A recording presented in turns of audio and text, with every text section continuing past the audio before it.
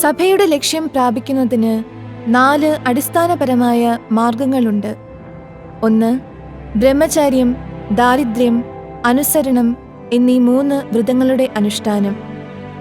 2. ആശ്രമജീവിതപരമായ നിയമാനുഷ്ഠാനത്തോടുകൂടി ക്രമം അനുസരിച്ചുള്ള സമൂഹ ജീവിതം. 3. കാനോന നമസ്കാരത്തിൻ്റെ ആഘോഷപരമായ ചൊല്ലൽ. 4. വിശുദ്ധ സത്യങ്ങളുടെ ശ്രദ്ധാപൂർവകമായ പഠനം.